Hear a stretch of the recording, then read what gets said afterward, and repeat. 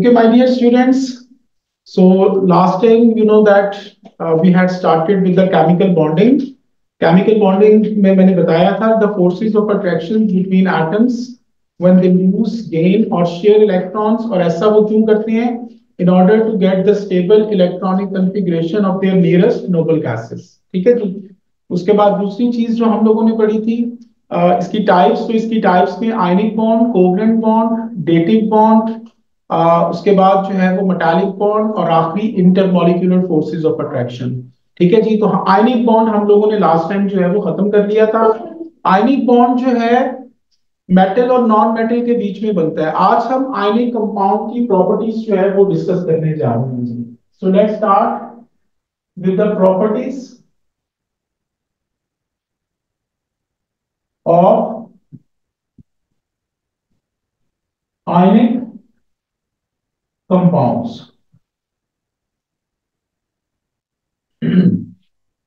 अच्छा मेरे बच्चों, आयनिक कंपाउंड्स जो होते हैं अक्सर बच्चों के जहनों में यही कॉन्सेप्ट होता है कि यार पॉजिटिव और नेगेटिव आयन जो है वो सिर्फ होंगे और एक दूसरे को अट्रैक्ट करेंगे. ऐसा नहीं होता, बल्कि मिलियंस ऑफ पॉजिटिव और नेगेटिव आयन जो है वो एक दूसरे को अट्रैक्ट करके ये एक शेप बना देते हैं खास तरह की. और ये शेप क्या होती है और इसमें कौन सी फोर्सेस होती हैं उसको हम लोग जो है वो डिस्कस करने जा रहे हैं जी. ठीक है. ये देखिए जी, ये जो हर कॉर्नर है यहाँ पे आपके पॉजिटिव और नेगेटिव आयंस मौजूद होंगे. मैंने एक बहुत छोटा सा पोर्शन बनाया है. यहाँ पे पॉजिटिव आयन है, यहाँ पे नेगेटिव आयन है. यहाँ पे पॉजिटिव है, यहाँ पे नेगेटिव है. ये पॉजिटिव है, ये नेगेटिव है. ये पॉजिटिव है और ये नेगेटिव है. So if you look any of the positive or the negative ion, इस पॉजिटिव आयन को देखते हैं. ठीक है. तो इसके लिए ये नेगेटिव आयन है, ये भी नेगेटिव है, ये भी नेगेटिव है. इस नेगेटिव को देखते हैं तो इसके तीनों तरफ पॉजिटिव आयन आपको जो है वो नजर आ रहे हैं. तो ये जो लैटिस बनता है सॉलिड स्ट्रक्चर बन जाता है. कोई भी सॉलिड स्टेट सॉलिड की तरह का, क्यूब की तरह का जब स्ट्रक्चर बन जाएगा तो उसको हम लोग क्रिस्टल लैटिस कहते हैं जी. So this is the crystal lattice. ठीक है जी. और इसको जायंट आयनिक भी कहते हैं जी. ठीक है. तो क्रिस्टल लैटिस और जायंट आयनिक ये दोनों इसी के लिए वर्ड जो है वो यूज होते हैं जी. ठीक है. और इसमें एक छोटी सी चीज आप लोगों ने याद रखनी है कि क्रिस्टल लैटिस में every positive ion that is surrounded by the 6 negative ion. यहां पे तुम लोगों को 3 नजर आ रहे हैं, लेकिन हकीकत में जब हम इसका प्रॉपर 3 डायमेंशनल स्ट्रक्चर बनाते हैं तो ये 3 इधर है, एक सामने आ रहा है, एक पीछे जा रहा है, एक साइड पे जो है वो जा रहा है. तो every positive ion that is surrounded by the 6 negative ions and every negative ion is surrounded by the 6 positive ion to form a 3-dimensional crystal lattice structure. ठीक है जी. तो इसको लिख लें इस पॉइंट को. ionic compounds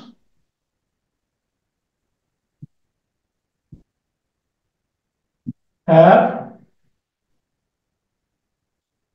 crystal lattice structure in which every positive ion is surrounded by 6 negative ions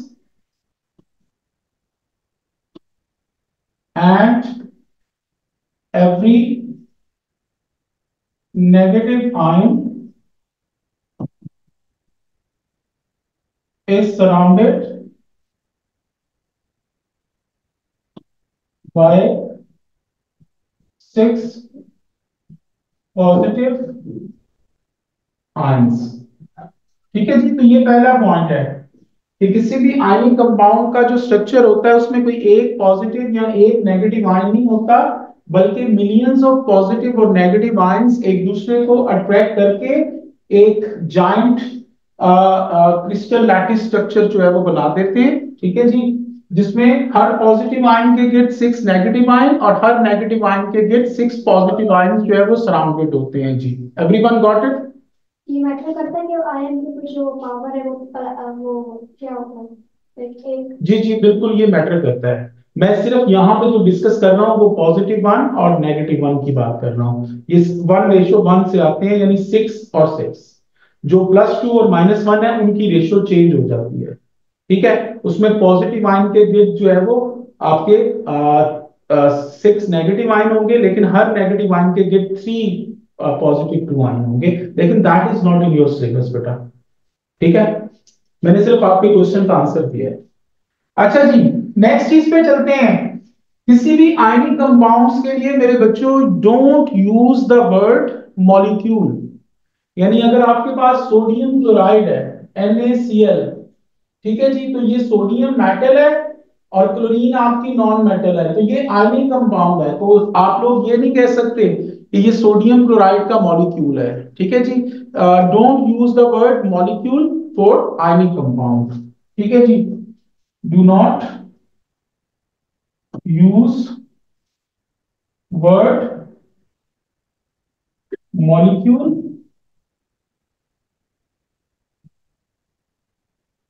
for ionic compounds,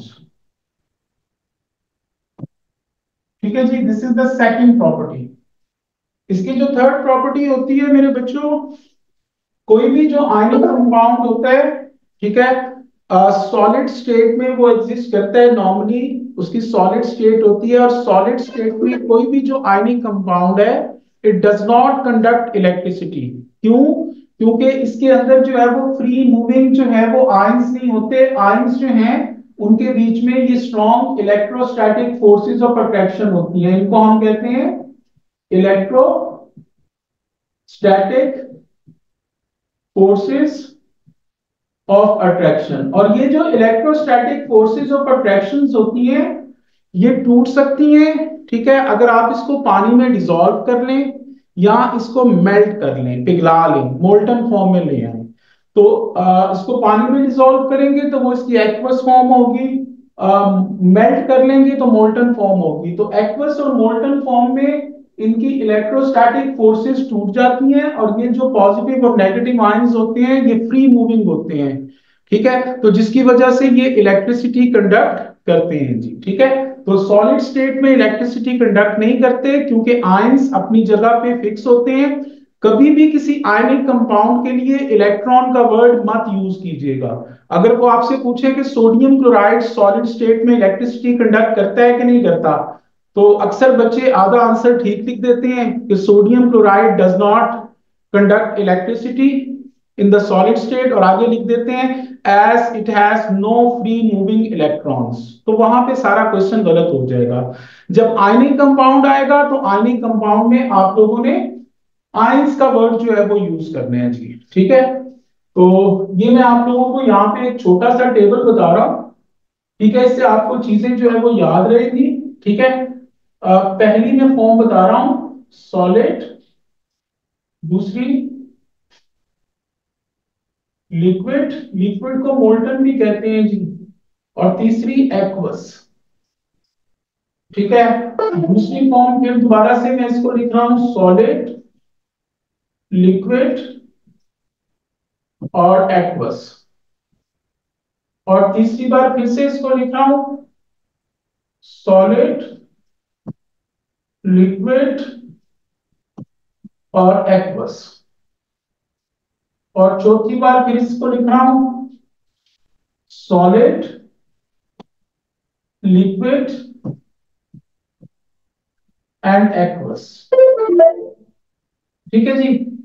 अगर कोई चीज जो है वो सॉलिड और लिक्विड स्टेट में, लिक्विड स्टेट जो है ना ये मोल्टन स्टेट होती है नॉर्मली, मोल्टन पिघली हुई फॉर्म। अगर कोई चीज सॉलिड और लिक्विड स्टेट में कंडक्ट करती है जी इलेक्ट्रिसिटी, कंडक्ट इलेक्ट्रिसिटी, और इसकी एक्वस फॉर्म एग्जिस्ट ही नहीं करती, ठीक है जी, तो मेरे बच्चों ऐसी जो चीज होती है याद रखो कि वो मेटल होती है, और मेटल में हमेशा इलेक्ट्रिसिटी कंडक्ट करती है by the movement of electrons. ठीक है जी, दूसरी चीज पे आ जाए। अगर कोई चीज सॉलिड स्टेट में does not conduct electricity,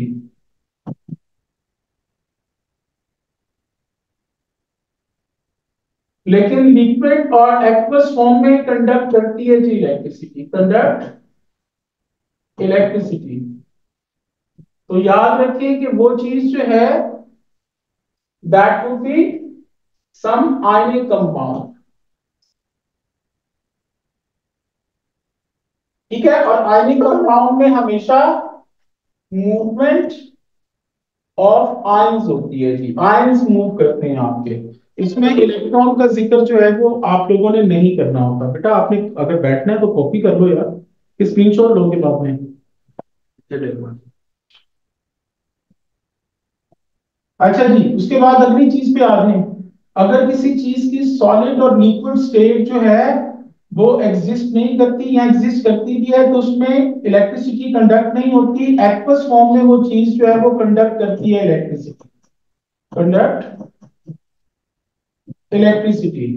so that thing my dear that could be some acid, वो एसिड हो सकता है। एसिड जो है वो याद रखें कि अपनी औकात पानी में जाके दिखाता है हाइड्रोजन आयन प्रोड्यूस करके। एसिड असल में होता तो कोवलेंट कंपाउंड है, आयनिक कंपाउंड नहीं होता, लेकिन उसको पानी में डालो तो वो आयंस प्रोड्यूस जो है वो कर देता है। ठीक है सर, और इसमें भी क्या होता है, मूवमेंट ऑफ आयंस होते हैं, मूवमेंट ऑफ आयंस। ठीक है जी, उसके बाद अगली चीज पे आ जाए। अगर किसी चीज की सॉलिड लिक्विड या एक्वस फॉर्म में डू नॉट कंडक्ट इलेक्ट्रिसिटी, वो किसी भी फॉर्म में इलेक्ट्रिसिटी कंडक्ट करती ही नहीं है, तो याद रखो मेरे बच्चों वो चीज जो है कोई नॉन मेटल होगी। ठीक है, so that thing should be some non metal. Is it clear? Call किसकी आ रही है यार, हमारी आ रही है? अच्छा जी, तो अब यहां से फिर हमें पता चलता है कि आयनिक कंपाउंड जो है वो सॉलिड स्टेट में इलेक्ट्रिसिटी कंडक्ट नहीं करते। क्यों नहीं करते? क्योंकि उसमें फ्री मूविंग आयंस नहीं होते। एक्वस और मोल्टन फॉर्म में इलेक्ट्रिसिटी कंडक्ट करते हैं क्योंकि उनमें फ्री मूविंग आयंस होते हैं जी। तो ये पॉइंट्स लिखने हैं जरा। Ionic compounds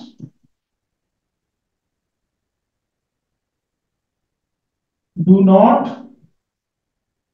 conduct electricity in solid state as it have no free moving ions। ठीक है जी, और दूसरा लिखने हैं कि ionic compounds conduct electricity in molten and aqueous form as it has free moving ions। ठीक है जी, ये दो चीजें याद रखनी है कि सॉलिड स्टेट में कोई भी आयनिक कंपाउंड इलेक्ट्रिसिटी कंडक्ट नहीं करेगा, लेकिन उसके लिए इलेक्ट्रॉन का वर्ड मत लिख दीजिएगा। ठीक है जी, और मोल्टन और एक्वस फॉर्म में वो इलेक्ट्रिसिटी कंडक्ट करते हैं। क्यों? क्योंकि आयंस जो हैं वो they are free moving. Online students को समझ लग रही है सबको बेटा? Yes sir. अच्छा जी, उसके बाद अगली इसकी जो प्रॉपर्टी तुम लोगों ने याद रखनी है, जितने भी आयनिक कंपाउंड्स होते हैं my dear, they all are brittle. Brittle का मतलब होता है आपके पास अगर शीशे का एक ग्लास हो, ठीक है जी, उसको आप जमीन पे जोर से फेंक दें तो वो क्या होगा, टुकड़े टुकड़े हो जाएगा, उसकी किरचियां बन जाएंगी। तो एग्जैक्टली अगर आपके पास कोई आयनिक कंपाउंड है, ठीक है, उसको आप जमीन पे गिराएंगे तो उसके टुकड़े टुकड़े हो जाएंगे। क्यों? क्योंकि जब फोर्स अप्लाई होती है तो क्या होता है कि उसके जो सेम आयंस होते हैं, मसलन ये नेगेटिव नेगेटिव के सामने आ जाता है फोर्स लगने से। तो जब दो नेगेटिव एक दूसरे के आमने सामने आ जाते हैं तो वो एक दूसरे को रिपेल करते हैं, और रिपेल करते हैं तो वो चीज ब्रेक डाउन हो जाती है, टूट जाती है जी। तो आयनिक कंपाउंड्स जितने भी होते हैं दे आर ब्रिटल। ठीक है जी, इसको लिख लीजिए, आयनिक कंपाउंड आर ब्रिटल। ठीक है जी। उसके बाद मेरे बच्चों अक्सर पेपर में क्वेश्चन आ जाता है कि why ionic compounds have high melting point. तो जितने भी आयनिक कंपाउंड्स होंगे उनका हाई मेल्टिंग और हाई बॉइलिंग पॉइंट होता है। ठीक है जी। और उसकी रीजन क्या होती है, what is the reason behind it, because a large amount of heat energy is required to overcome these electrostatic forces of attractions between oppositely charged ion. तो कोई एक नहीं है, सब आयंस के बीच में इलेक्ट्रोस्टैटिक फोर्सेस ऑफ अट्रैक्शंस हैं, जिनको ओवरकम करने के लिए, तोड़ने के लिए आपको बहुत ज्यादा एनर्जी चाहिए। That is why they have high melting point. ठीक है जी। तो इसको लिखते हैं, नेक्स्ट पॉइंट इसका कि ionic compounds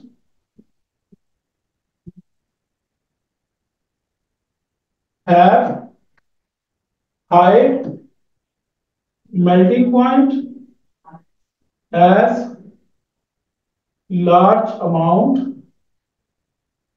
of heat is required to overcome, ये मैं रब कर रहा हूं ये वाला, to overcome strong electrostatic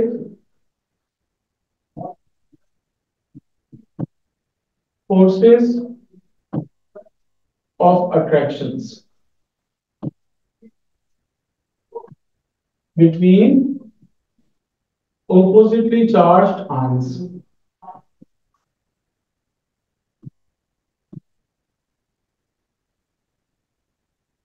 ठीक है जी। यानी अगर मैं आपको इसकी एग्जांपल दूं तो घर में जो आप लोग नमक खाते हैं, सोडियम क्लोराइड, इसका जो मेल्टिंग पॉइंट होता है my dear, that is almost 801 degree Celsius. ठीक है जी। तो जितने भी आयनिक कंपाउंड्स हैं उनका मेल्टिंग पॉइंट जो है वो काफी हाई होता है जी। ठीक है। ये बेटा, इसको मैं रब कर रहा हूँ, किसी ने कॉपी करनी है तो स्क्रीनशॉट लेनी है तो ले लें। ओके जी। So now we are going to start with the covalent bond.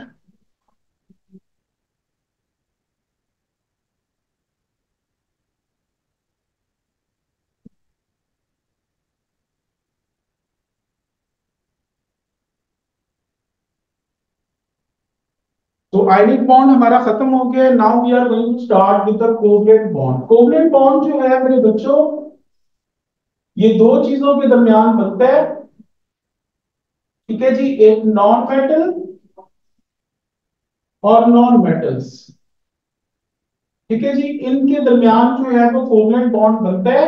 और वो नॉन मेटल्स जो हैं वो बिलोंग कहां से करती हैं, ग्रुप 4, 5, 6 और 7। इनकी चीजें जब आपस में कंबाइन करती हैं तो normally they are going to form the covalent bond. आप लोगों को जब मैंने आयनिक बॉन्ड करवाया था तो उसमें बताया था कि मेटल्स और नॉन मेटल्स के दरमियान जो है वो आयनिक बॉन्ड बनता है। ठीक है। और वो कहां से बिलोंग करते थे, ग्रुप 1 या 2 से, या वो मेटल्स जिनके ऊपर +1 या +2 चार्ज होता है। ठीक है। और नॉन मेटल्स जिनके ऊपर -3, -2 या -1 चार्ज होता है, और ग्रुप 5, 6, 7 से बिलोंग करते हैं। तो यहाँ पे उल्टा हिसाब है, ग्रुप 1 या 2 की कोई चीज नहीं आएगी, सारी चीजें ये 4, 5, 6 और 7 में से आएंगी जो कि नॉन मेटल्स होंगी जी। ठीक है। कोवलेंट बॉन्ड में क्या होता है, इसमें म्यूचुअल शेयरिंग होती है। म्यूचुअल शेयरिंग का मतलब कि दोनों एटम्स जो हैं वो अपने अपने इलेक्ट्रॉन्स शेयरिंग में ले आते हैं और जो कि उनके वैलेंस शेल के गिर्द रिवॉल्व करते हैं जी। तो इसकी डेफिनेशन लिख लें,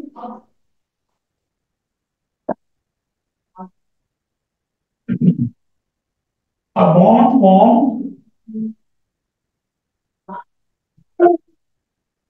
by the mutual sharing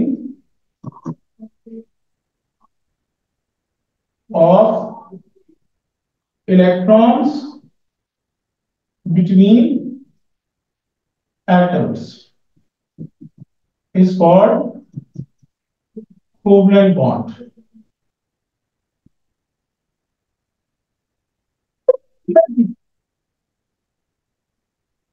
So the covalent bond that is always formed when the two non-metals they would join with each other and they have the mutual sharing of electrons.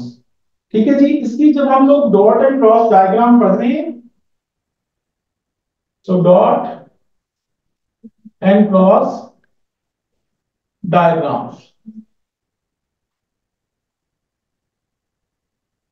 ठीक है जी। सबसे पहले example हम करते हैं जी carbon dioxide की, ठीक है। अब मैंने आप लोगों को पहले भी बताया था कि हमें कैसे पता चलेगा कि किसी भी चीज की डॉट एंड क्रॉस डायग्राम वो इस तरह आयंस की फॉर्म में बनानी है, लाइक दैट। ये भी डॉट एंड क्रॉस डायग्राम होती है जो मैंने आपको आयनिक बॉन्ड में सिखाई थी। और इस तरह करके शेयरिंग की फॉर्म में भी जो है वो चीजों को जो है वो हम लोग शो करवाते हैं, ये शेयरिंग होती है। तो किन चीजों की हमें इस तरह करवानी है, हमें कैसे पता चलेगा, उसका मैंने आसान सा तरीका तुम लोगों को बताया था, ग्रुप नंबर याद रखें। पीरियोडिक टेबल पेपर में गिवन होता है, पीरियोडिक टेबल को ओपन कर लें, उसमें देखें कि ये इसमें जो दो एलिमेंट आ रहे हैं, ये सी, सी का मतलब कार्बन है, ये ग्रुप 4 से बिलोंग करता है, ग्रुप 4।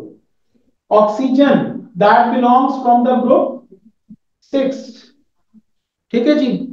तो यहां पे चेक कर लें, ग्रुप 4 और 6 के दरमियान हमेशा कोवलेंट बॉन्ड बनेगा, तो आपको ये शेयरिंग वाली डायग्राम बनानी है। अगर एक सपोज करें कि एलिमेंट इधर होता जी, सपोज कर लेते हैं CaCl2, ठीक है जी। तो हमें कैसे पता चलेगा कि इसकी कौन सी बनानी है, तो ये Ca पीरियोडिक टेबल पेपर में गिवन है, वहां से ओपन करके देखें। कैल्शियम जो है वो ग्रुप 2 से बिलोंग करता है और क्लोरीन जो है ये ग्रुप 7 से बिलोंग करता है।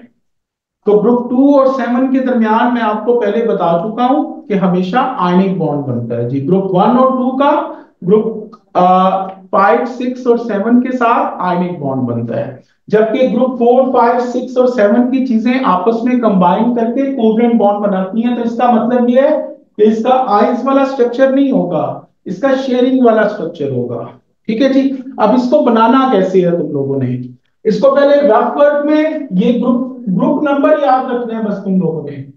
इसका ग्रुप नंबर 4 है, तो इसके आखिरी शेल में 4 इलेक्ट्रॉन है, ये 4 इलेक्ट्रॉन बना दें, ठीक है जी। उसके बाद ये ऑक्सीजन है, 2 ऑक्सीजन है, तो आप लोग 2 ऑक्सीजन बना दें इस तरह करके। इसके आखिरी शेल में 6 इलेक्ट्रॉन होंगे, मैंने आपको बताया था ग्रुप नंबर जो है it shows the valence shell electron. जिस चीज का जो ग्रुप नंबर होगा उसके आखिरी शेल में उतने ही इलेक्ट्रॉन होते हैं। तो ऑक्सीजन के वैलेंस शेल में 6 इलेक्ट्रॉन होंगे, तो इसके आपने डॉट से बना दिए हैं, तो इसके क्रॉस से बनाते हैं 6 इलेक्ट्रॉन, लाइक दैट। ये भी रफ वर्क है, अभी डायग्राम नहीं बनी, ठीक है जी। अब हम लोग इसको कैसे ड्रॉ करेंगे, कैसे शेयरिंग शो करवाएंगे, इसमें आप लोगों ने सबसे पहले देखना है कि कौन सी चीज कम अमाउंट में है और कौन सी चीज ज्यादा अमाउंट में है। तो कम मिकदार में दोनों में से कौन सी चीज है, कार्बन। तो कार्बन आप लोगों का सेंटर में आ जाएगा और ऑक्सीजन जो 2 है वो इसकी साइड्स के ऊपर आ जाएंगे, लाइक दैट। ये आसान सा आपको फॉर्मूला बता रहा हूं, सेंटर में कार्बन आ गया और इसकी 2 साइड पे ऑक्सीजन आ गए, ये पहली चीज। दूसरी चीज आप लोगों ने देखना है कि किस एटम को कम इलेक्ट्रॉन चाहिए अपना वैलेंस शेल स्टेबल करने के लिए। कंप्लीट का वर्ड मैंने आपको बताया था, कभी नहीं यूज करते। तो इसके वैलेंस शेल में 4 इलेक्ट्रॉन है, कितने कम है, 4 कम है, ठीक है। तो 4 इलेक्ट्रॉन इसको चाहिए। ऑक्सीजन के वैलेंस शेल में 6 इलेक्ट्रॉन है, कितने कम है? 2। क्योंकि वैलेंस शेल में 8 इलेक्ट्रॉन होंगे तो वो स्टेबल होता है, सिवाय हाइड्रोजन और हीलियम के। उसमें फर्स्ट शेल होता है और उसमें सिर्फ 2 इलेक्ट्रॉन आए तो वो स्टेबल होता है, ठीक है जी। तो इसका मतलब है इसको 2 इलेक्ट्रॉन चाहिए, इसको 4 चाहिए। तो हमने प्रेफरेंस देनी है उस एटम को जिसको कम इलेक्ट्रॉन चाहिए। तो इसको 2 इलेक्ट्रॉन चाहिए, 2 कम है इसके पास। तो ये क्या करेगा, जितने इलेक्ट्रॉन इसके पास कम है उतने इलेक्ट्रॉन इसको कहा जाएगा बीच में ले आओ। ये अपने 2 इलेक्ट्रॉन बीच में ले आया, 2 इलेक्ट्रॉन ये कार्बन अपने बीच में ले आएगा, ये ले जी, ठीक है। और इसके बाकी 4 बचे हैं तो वो 4 इलेक्ट्रॉन इसके यहां पे बना दो, इस तरह। इसी तरीके से मेरे बच्चों इस ऑक्सीजन के पास भी 6 है, 2 कम है। तो ये अपने जितने इलेक्ट्रॉन किसी चीज के पास कम होंगे वो उतने इलेक्ट्रॉन शेयरिंग के लिए देता है।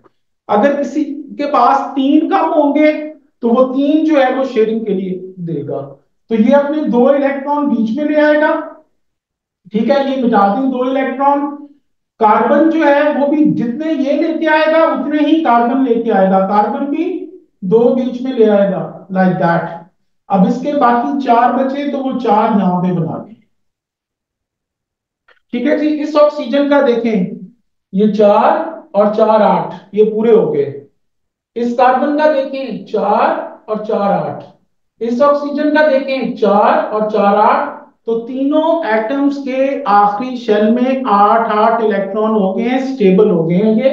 और यहां पे तुम लोगों ने साथ बना देनी है कि कार्बन के इलेक्ट्रॉन को डॉट से और ऑक्सीजन के इलेक्ट्रॉन को क्रॉस से शुरू किया है। सो this is the dot and cross diagram for carbon dioxide.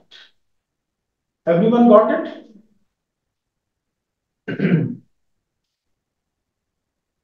ये रफ वर्क है, इसको आप लोग अगर आपकी प्रैक्टिस अच्छी हो चुकी हुई है तो इसको लिखने की जरूरत नहीं है, ठीक है। अगर प्रैक्टिस अच्छी नहीं है तो इसको रफ वर्क में लिख के जो है वो आप लोग कर सकते हो जी, ठीक है। सर दरमियान में जो कम क्वांटिटी, जी बेटा, दरमियान में वो आएगा जो कम क्वांटिटी। जी दरमियान में हमेशा वो एटम रखना है जिसकी कम क्वांटिटी है। अब कई दफा ये होता है कि दोनों एटम्स की क्वांटिटी सेम है, ठीक है। तो फिर तुमने सेंटर में वो रखना है जिसको ज्यादा इलेक्ट्रॉन चाहिए अपना वैलेंस शेल स्टेबल करने के लिए। अब मैं यहाँ पे दूसरी एग्जांपल एक दे रहा हूं आप लोगों को, ये वाला रब कर दो। ये दूसरी एग्जांपल देखते हैं जी, H2O2, ठीक है। ऑक्सीजन जो है ये ग्रुप 6 का होता है। हाइड्रोजन का कोई ग्रुप नहीं होता। हाइड्रोजन के बारे में याद रखें कि उसका फर्स्ट शेल है और उसमें एक ही इलेक्ट्रॉन इस बेचारे का अपना है और इसको एक इलेक्ट्रॉन और चाहिए, ये ज़हन में रखें बस, क्योंकि इसका फर्स्ट शेल है। इसको आप लोग लर्न कर लें वैसे ही। तो ऑक्सीजन के 2 हैं तो ऑक्सीजन के 2 बनाते हैं जी। ये 2 ऑक्सीजन ग्रुप 6 का है तो आखिरी शेल में इसके 6 इलेक्ट्रॉन, इसके भी आखिरी शेल में 6 इलेक्ट्रॉन। हाइड्रोजन जो है ये किसी ग्रुप का नहीं है तो इसके आखिरी शेल में 1 इलेक्ट्रॉन है, इसका भी 1 है, इसको मजीद 1 चाहिए। अब दोनों की अमाउंट सेम है जो 2 है, तो आप बीच में किसको लेके आएंगे जिसको ज्यादा इलेक्ट्रॉन चाहिए। इसके वैलेंस शेल में 1 इलेक्ट्रॉन आ जाए तो ये स्टेबल हो जाएगा, इसके वैलेंस शेल में 2 इलेक्ट्रॉन आए तो ये स्टेबल होगा। तो ज्यादा इसको चाहिए तो इसको आप लोग सेंटर में बना दोगे दोनों को। ये ऑक्सीजन के दोनों एटम सेंटर में बना दिए, ठीक है। This is oxygen, this is oxygen, ठीक है। हाइड्रोजन 2 है, एक हाइड्रोजन इस ऑक्सीजन को दे दो और एक इस ऑक्सीजन को दे दो। अब हाइड्रोजन बेचारे को चाहिए ही 1 इलेक्ट्रॉन, तो ये अपना 1 इलेक्ट्रॉन बीच में ले आएगा और ये भी अपना 1 बीच में ले आएगा, ठीक है जी। इसी तरीके से ये वाला जो ऑक्सीजन है ये भी अपना 1 बीच में और ये हाइड्रोजन भी अपना 1। हाइड्रोजन का काम तो खत्म हो गया, 2 इलेक्ट्रॉन 2 चाहिए थे इसको। अब ऑक्सीजन ने 1 बॉन्ड तो बना लिया है, इसके पास जो है वो अभी तक स्टिल कितने बचे हैं, 2 2 4 5 और 2 7, 1 कम है। तो वो 1 बॉन्ड ये आपस में बना लेगा, यानी 1 इलेक्ट्रॉन ये ऑक्सीजन देगा, ठीक है। ये पहले से सॉरी दे चुका है, और 1 ये बीच में देगा, ठीक है। बाकी इसके 4 बचे तो वो 4 यहाँ पे बना दे और इसके भी बाकी 4 बचे तो वो 4 यहाँ पे बना दे। यहाँ पे की लिख दें कि ऑक्सीजन का इलेक्ट्रॉन क्रॉस वाला, हाइड्रोजन का डॉट वाला। So this is the dot and cross diagram of H2O2। Everyone got it? ठीक है जी। Okay, that's it for today guys. Everybody have a nice time, take care, अल्लाह हाफिज।